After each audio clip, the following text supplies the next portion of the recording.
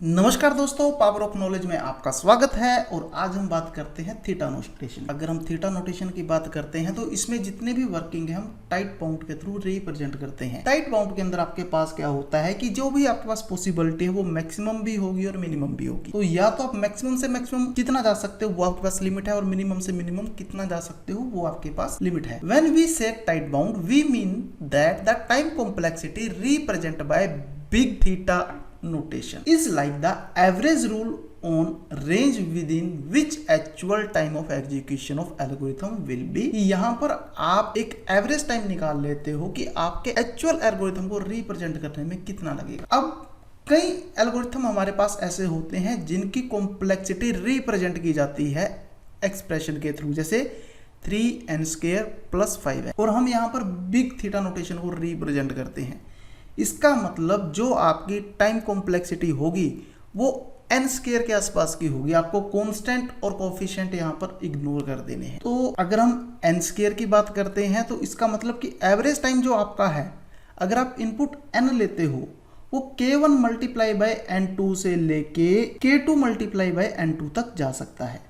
तो k1 और k2 हमारे पास दो कांस्टेंट हैं जो वर्किंग को परफॉर्म करते हैं। अब k1 क्या है हमारे पास? k1 है हमारे पास मिनिमम टाइम कि कम से कम इतने टाइम में काम हो सकता है, और k2 है हमारे पास यहाँ पर मैक्सिमम टाइम कि ज्यादा से ज्यादा इतना टाइम लग सकता है हमारी वर्किंग को रिप्रेजेंट होने में। तो उसके बीच बीच वो काम हो जाएगा। अब जो रनिंग टाइम है ना k1 से लेस हो सकता है ना k2 से ग्रेटर हो सकता है। इसको हम इस एग्जाम्पल से समझ सकते हैं। सपोज कीजिए आप कोई एग्जाम अटेम्प्ट करने जाते हो, तो जब हम एग्जाम अटेम्प्ट करने गए तो वहां पर हमारे पास मिनिमम क्वेश्चन कितने अटेम्प्ट कर सकते हैं? 0, कि आप किसी क्वेश्चन को अटेम्प्ट ही ना करो। और मैक्सिमम क्वेश्चन कितने अटेम्प्ट कर सकते हैं? सपोज करो आपके एग्जाम पेपर में 10 क्वेश्चन है, तो आप मैक्सिमम 10 ही अटेम्प्ट कर सकते हो, आप 11 नहीं कर सकते। लेकिन अगर मैं अटेम्प्ट ना करना चाहूं तो मैं 0 से नीचे कोई क्वेश्चन है ही नहीं।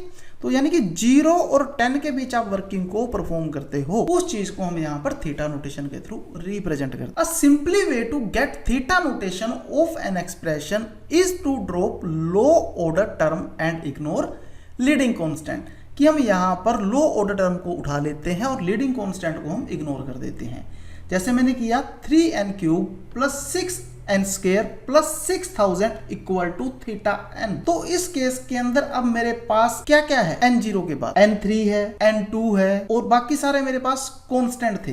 तो अगर मैं यहाँ पर कभी θn को यूज करूंगा तो मैं इसको डिनोट कर सकता हूँ θgn के साथ, सेट ऑफ इंस्ट्रक्शंस के साथ, जहां पर θgn = fn, मतलब कितने पॉजिटिव कांस्टेंट हमारे पास हो सकते हैं, c1, c2 और एक n0, जो हमारी वर्किंग को रिप्रेजेंट करेगा। अब यहां पर जो c1 है, जब ये gn से मल्टीप्लाई होगा तो ये हमेशा ग्रेटर देन और इक्वल टू रहेगा 0 के। और जो मैक्सिमम वर्किंग आपकी जाती है वो किसके ग्रेटर देन इक्वल टू रहेगी? c2 × gn। तो इसका मतलब क्या है कि अगर कहीं पर मेरे पास fn थीटा है gn का, तो जो वैल्यू है fn की वो हमेशा c1 × gn और c2 × gn के बीच में रहेगी, और लार्जर वैल्यू होगी हमेशा ही n की, किससे? n0 से, या तो उससे लार्ज रहेगी या उसके इक्वल रहेगी। तो डेफिनेशन थीटा की यहां पर रिक्वायर करती है कि fn आपका जो है वो भी नॉन नेगेटिव होना चाहिए।